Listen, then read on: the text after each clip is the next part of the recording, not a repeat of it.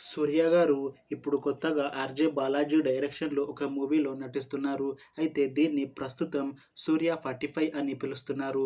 అయితే సూర్య గారు ఈ మూవీకి ముందు లాస్ట్ యాక్ట్ చేసిన మూవీ 'కంగువ'. అయితే 'కంగువ' మూవీ ఈ మధ్య రిలీజ్ అయింది. అయితే సూర్య గారు 'కంగువ' మూవీ రిలీజ్ తర్వాత కాస్త టైం గ్యాప్ తీసుకొని ఇప్పుడు మళ్ళీ ఈ మూవీతో మన ముందుకు వస్తున్నారు సూర్య గారు. చూడాలి సూర్య గారికి ఈ మూవీతో కూడా ఒక మంచి హిట్ తనకి వస్తుందా లేదా అనేది మనం ఈ మూవీ రిలీజ్ అయ్యాక చూడాలి.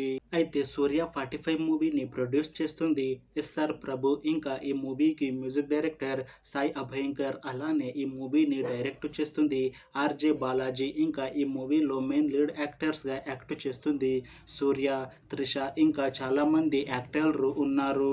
అయితే 'సూర్య 45' మూవీలో హీరోయిన్గా యాక్ట్ చేస్తున్నారు త్రిష గారు. అయితే త్రిష గారు ఈ మూవీకి ముందు లాస్ట్ యాక్ట్ చేసిన మూవీ 'లియో'. అయితే 'లియో' మూవీ రిలీజ్ అయ్యి మంచి హిట్ అయ్యింది. అయితే 'లియో' మూవీతో త్రిష గారికి ఒక మంచి హిట్ కూడా వచ్చింది. అయితే త్రిష గారు 'లియో' మూవీ రిలీజ్ తర్వాత 1 ఇయర్ టైం గ్యాప్ తీసుకొని ఇప్పుడు మళ్ళీ ఈ మూవీతో మన ముందుకు వస్తున్నారు త్రిష గారు.